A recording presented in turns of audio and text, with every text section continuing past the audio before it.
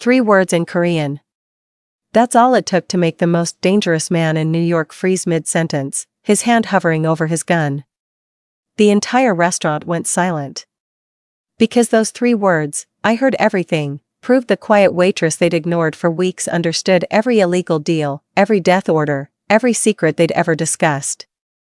And now Ji-hoon Kong, the Ice King who'd never let anyone close, had a choice: kill her, or keep her. The skyline of Manhattan glittered like cold diamonds through the floor-to-ceiling windows of Jewel, the crown jewel of Ji-hoon Kang's restaurant empire. Inside, the atmosphere was thick with the scent of expensive wagyu and the unpoken scent of fear. Ji-hoon sat at his corner table, the Ice King in his natural habitat. To the public, he was a culinary visionary. To the underworld, he was a man who moved heroin with the same surgical precision he used to fillet a fish. He didn't need to raise his voice to command a room. His silence was a physical weight, a glacial pressure that kept his lieutenants sweating and his competitors at bay. Behind him, the kitchen hummed, a criminal front masked by Michelin stars. Ji-hoon leaned back, adjusting his silk tie as he spoke in rapid fire, guttural Korean to his associate across the table. "The shipment arrives at the docks at midnight," Ji-hoon said, his voice smooth and dismissive. "If the port authorities cause trouble, handle them permanently. And get this girl away from me." He gestured vaguely at the waitress clearing his water glass. "She's been hovering for 3 weeks. Just another disposable American girl with no future, probably can't even count to 10 without using her fingers." Maya-chan didn't flinch. She had spent those 3 weeks moving like a shadow, working 3 jobs and pulling all-nighters for her PhD in linguistics just to keep her brother Danny's dialysis paid for. She was used to being overlooked, used to the casual cruelty of men who thought wealth bought them invisibility. She finished setting the fresh glass down, her movements fluid and calm. Her brother's medical bills sat like lead in her pocket, but her pride was made of something much harder. She didn't look at the floor this time. Instead, she met the Ice King's frozen gaze directly, her posture shifting from servant to scholar in a single breath. "Actually, Mr. Kong," she began, her voice cutting through the ambient noise in perfect, high-register formal Korean, the kind spoken only by scholars or the highest nobility. "I am quite proficient at counting.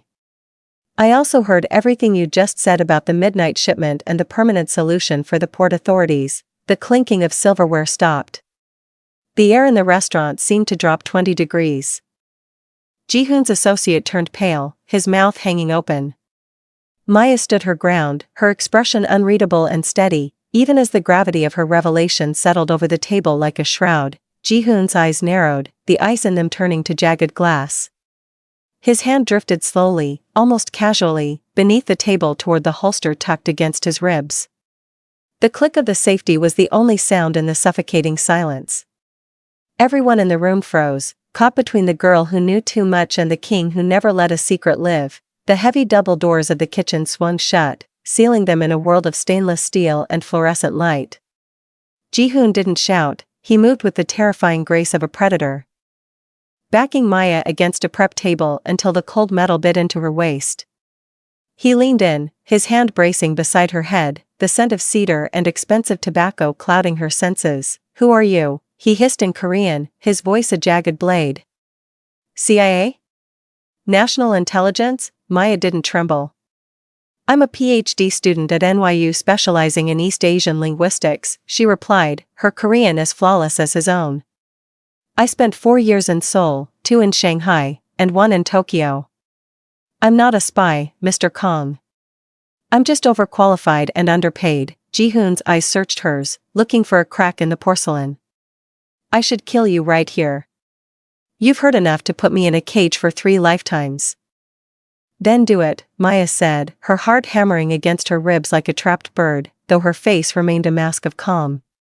"But if you do, you lose the only person in this city who can tell the difference between a Busan dialect and a Seoul businessman trying to hide a criminal past." Intrigued despite himself, Ji-hoon began to pace, throwing rapid-fire questions at her in obscure dialects and complex technical jargon related to his shipping manifests. He tested her on the subtle honorifics used by the elders of the syndicate, nuances that most Westerners, and even most second-generation Koreans, would never grasp. Maya met every challenge, translating with a precision that was more than just linguistic. It was cultural. She understood the weight of his words. He stopped in front of her, the lethal tension in his shoulders shifting into something else, a dark fascination. "You've been clearing tables and taking insults for 3 weeks while possessing a mind like a steel trap." "Extraordinary." He reached out, not for his gun this time, but to tilt her chin up with a gloved finger. "I have a proposal. You leave the apron. You become my personal translator, my shadow in every meeting. I will double your salary, provide a luxury apartment in Midtown, and pay every cent of your brother's medical bills." Maya's breath caught at the mention of Danny. It was the life raft she had been praying for. But it came with a heavy anchor. "The catch," she whispered. Ji-hoon leaned down, his lips ghosting against her ear. "The catch is total possession. You belong to me now. You eat when I eat, you move when I move. You can never leave this life, Maya. You become part of the Ice King's domain." Maya looked at the exit, then back at the man who held her future in his hands. It was a choice between a slow death in poverty or a gilded cage in the shadows. "I accept," she said, switching back to the formal Korean that had started it all. Ji-hoon pulled back, and for the first time, a smile broke across his face. It was beautiful, sharp, and utterly dangerous. "Good," he murmured. "Let's get you out of those rags." The transition from the Bronx to a glass-walled penthouse in Midtown was a jarring descent into a world where everything was beautiful and nothing was free. Maya's new home was a masterpiece of slate and silk, but the black-suited guards stationed at the elevators served as a constant reminder. This was not a home, it was a holding cell. Her days became a blur of high-stakes negotiations and whispered betrayals. From the back of armored SUVs to the private rooms of exclusive clubs, Maya sat at Ji-hoon's side. She translated the gritty details of smuggling routes for Russian Vori and smoothed over the jagged edges of money laundering schemes with Swiss bankers. She saw the full scope of his empire, the extortion, the human cost, the blood money that was currently funding Danny's state-of-the-art dialysis treatments. The moral rot gnawed at her, a silent conflict between her soul and her survival. Every time she felt she could no longer be complicit, she would see a photo of Danny looking stronger, his color returning. She was trading her ethics for his life, and Ji-hoon knew it. He watched her constantly, his gaze a physical weight, assessing the way her jaw tightened when a rival was threatened or the way she never missed a linguistic nuance. She proved her worth during a tense meeting with a Taiwanese triad leader. The man was using a specific Southern Min dialect to mask an insult buried within a compliment. Maya leaned in, whispering the true intent to Ji-hoon. With a single, cold sentence, Ji-hoon outmaneuvered the man, securing a deal that would have otherwise cost him millions. Later that night, the rain lashed against the office windows, blurring the city lights into streaks of neon. Ji-hoon sat behind his mahogany desk, his jacket discarded, the first sign of disarray she had ever seen. "You don't flinch when I speak of violence," he said, his voice low in the quiet room. "The others tremble. Why are you not afraid?" Maya looked up from the documents she was organizing. "Fear is just respect without understanding, Mr. Kong. I understand you perfectly. You aren't a monster, you're a mathematician. Everything is a calculation of risk and reward." Ji-hoon went still. He looked at her as if she were a language he hadn't yet mastered, struck by her terrifying insight into his own psychology. The silence between them shifted, thickening with a tension that had nothing to do with business. He stood, walking toward her until he was close enough that she could see the flecks of gold in his dark eyes. He didn't touch her, the Ice King maintained his distance, but the air burned between them. Maya realized then that her danger wasn't just the guards or the crimes. She was becoming dangerously intrigued by the man behind the ice, falling for the very predator who had caged her. The luxury of the penthouse felt hollow when the phone rang at 3 a.m. Danny had suffered a setback, a minor infection, the doctors said, but in his condition, nothing was minor. Maya spent the rest of the night pacing the marble floors, her mind a frantic loop of medical jargon and fear. When Ji-hoon's car arrived at dawn, she climbed in with shadows under her eyes and a heart made of lead. Throughout the day's meetings, she was a ghost. Her translations were precise, but the fire was gone. Ji-hoon noticed. He noticed the way her pen hovered over the notepad and the way she checked her phone every 10 minutes. He said nothing until they were back in the sanctuary of his private study. "He's stable, Maya." She looked up, startled. "How do you? I pay the bills. I see the reports." Ji-hoon didn't look at her, he was pouring 2 fingers of neat whiskey. "He is receiving the best care in the country. Your worrying changes nothing but the quality of your work." "He's my brother," she snapped, her composure finally breaking. "He's not a line item on a ledger. I know you view the world through a lens of utility. But some things are just human." Ji-hoon walked toward her, his presence closing the distance until the air felt thin. "Utility is the only thing that kept me alive when my own father put a price on my head. Human is a vulnerability I can't afford, and yet," Maya whispered, looking up at him, "you're taking care of a girl from the Bronx and her sick brother. Where is the utility in that?" The question hung in the air, heavy and dangerous. For a moment, the Ice King's mask slipped. His gaze dropped to her lips, and the sexual tension that had been simmering for weeks surged into a localized storm. He reached out, his thumb tracing the line of her jaw, a touch that was surprisingly warm against her skin.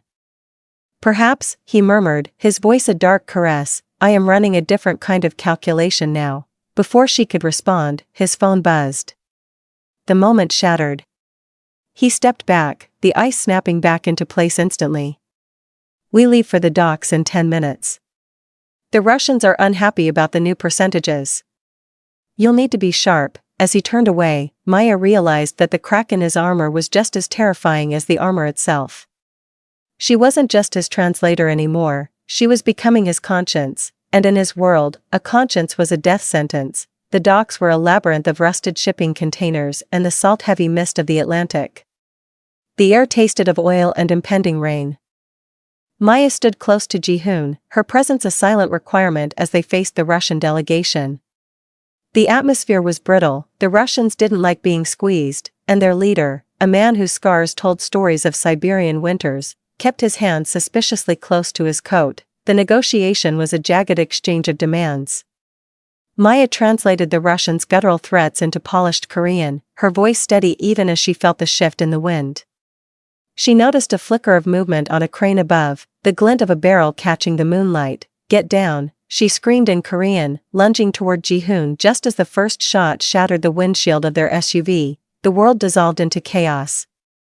The dock erupted in gunfire, the rhythmic thud of high-caliber rounds echoing off the steel containers.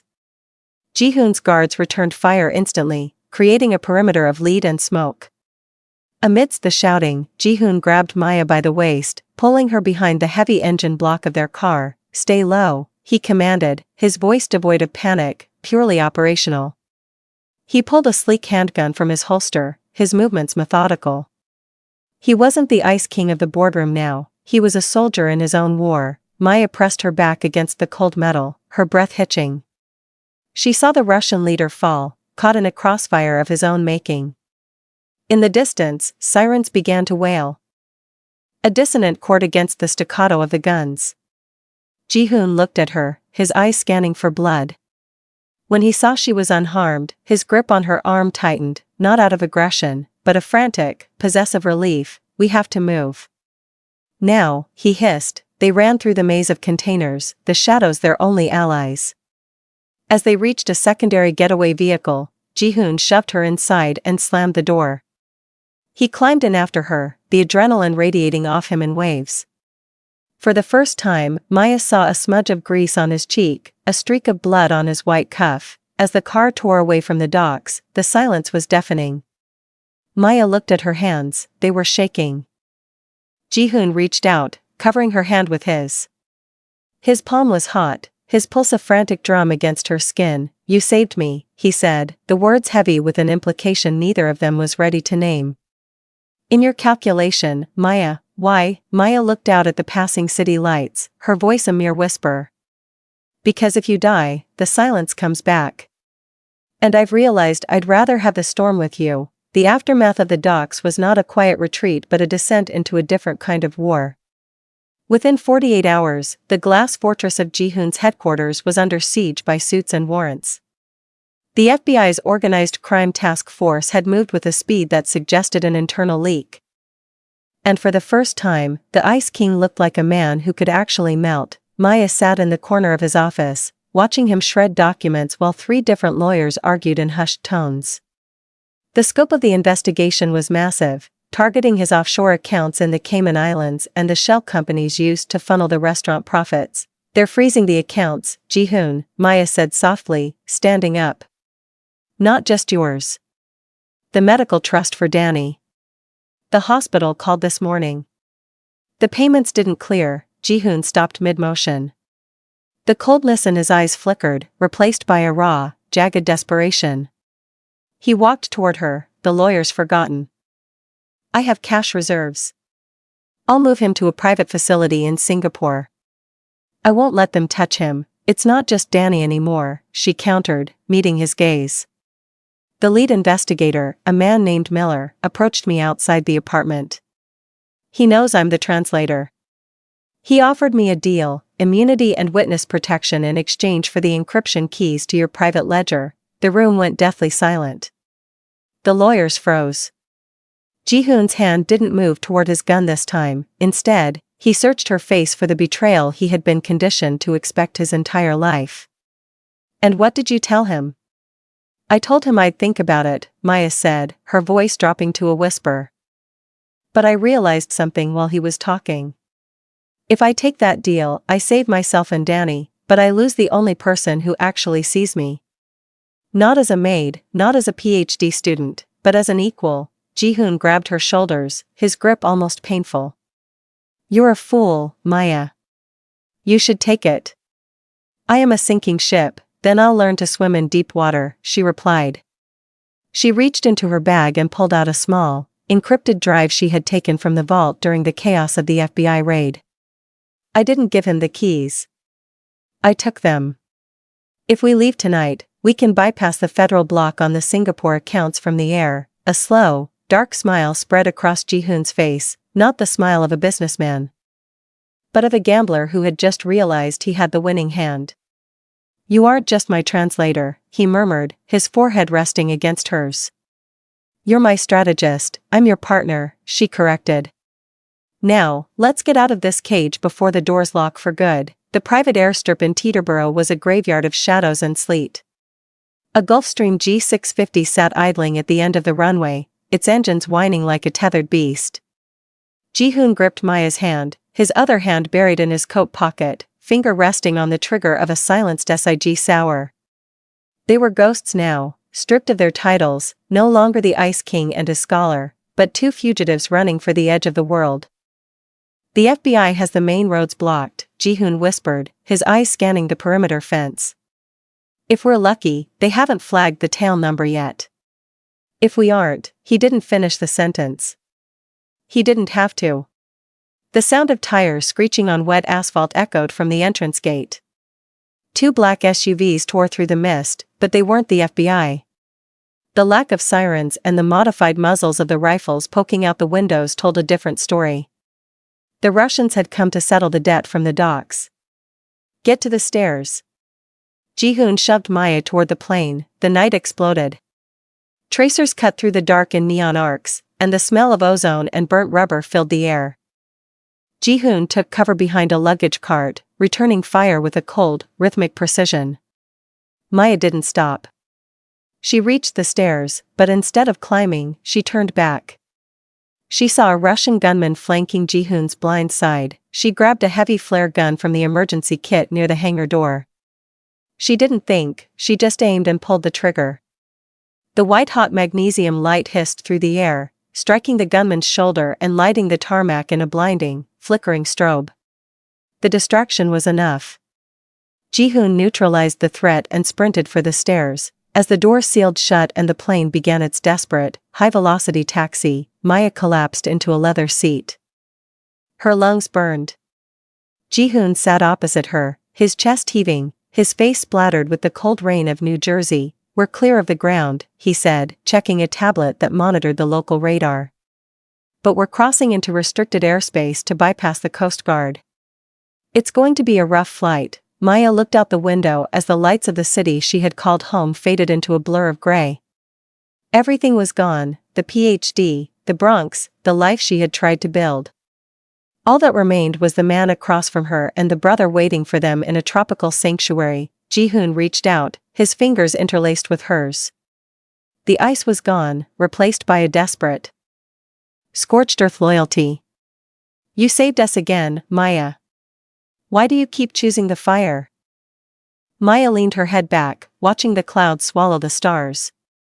Because in the fire, I finally know exactly who I am. I'm not just your partner, Ji-hoon. I'm the one who keeps you human. The plane banked hard, heading toward the horizon, leaving the wreckage of their old lives behind. The humidity of Singapore hit them like a physical weight the moment the cabin door hissed open. This was the Lion City, a shimmering oasis of glass and tropical heat, but for Ji-hoon and Maya, it was the final chessboard. They moved quickly to the private medical wing where Danny had been relocated. Seeing her brother, awake, color in his cheeks, and breathing without the mechanical hiss of a ventilator, shattered the last of Maya's stoic defense. She collapsed into a chair by his bed, weeping silent tears of relief. He's safe, Maya, Ji-hoon said, standing by the window, his eyes scanning the lush greenery of the hospital grounds. But we aren't. The door opened, and Mrs. Choi stepped in. The stern woman from the upstate fortress looked out of place in the tropical sun, but her eyes were as sharp as ever. She wasn't alone. Behind her stood Jin-soo, Ji-hoon's half-brother, looking impeccable in a white linen suit that hid the rot underneath. I expected you to run to South America, Jin-soo said, his voice a smooth purr. But you always had a weakness for family, Ji-hoon. It's what made you so easy to break the first time. Ji-hoon didn't flinch. You leaked the coordinates to the Russians. You tipped off the FBI.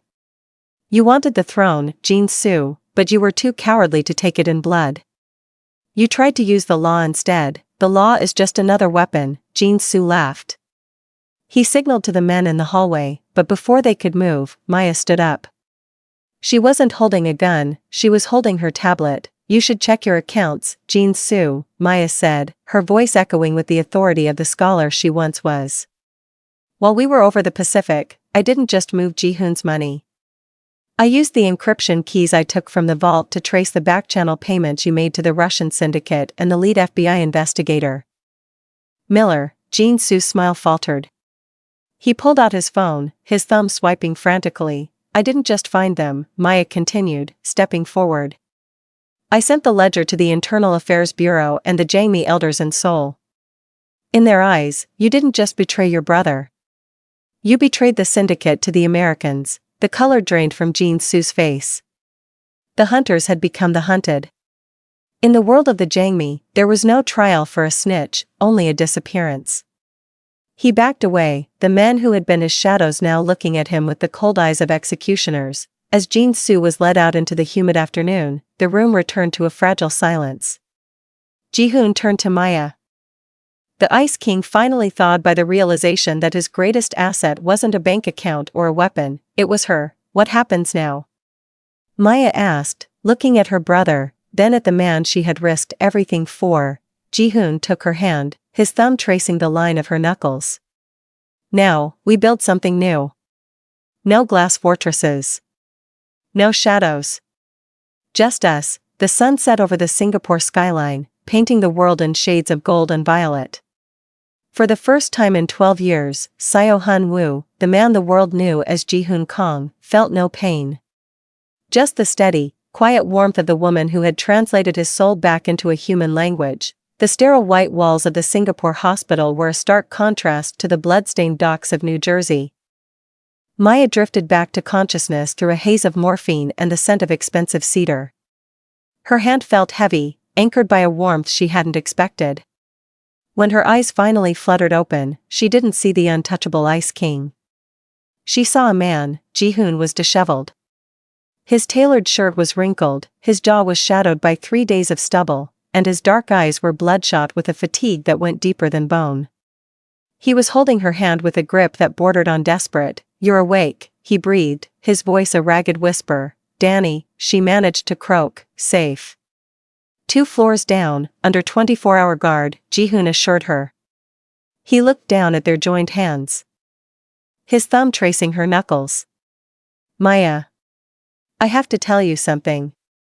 I knew about Miller and the coercion from the second week. Maya's heart stuttered. What? I had Victor under surveillance the moment I hired you. I knew they were leaning on you. I had my team locate Danny weeks ago. I've had a private security detail hovering over his hospital in the Bronx since before we even left for the docks. Maya's eyes narrowed as the fog of medicine cleared. You let me live in that terror? You let me think he was at their mercy? I had to know, he admitted, his gaze raw and unflinching. I had to know if you were choosing me because you had to, or because you wanted to. I gave you the keys to the ledger as a test, Maya. I gave you the exit. With a sudden, sharp surge of strength, Maya pulled her hand back and swung. Her fist connected squarely with his shoulder. You manipulative, arrogant bastard, she hissed, the movement sending a bolt of pain through her own bandaged side. Ji-hoon didn't pull away. He took the blow, his head bowing slightly. I deserved that. And whatever else you want to do to me. I was a man who lived in a glass cage, Maya. I didn't know how to trust something as real as you. He looked up, his mask entirely gone. I love you.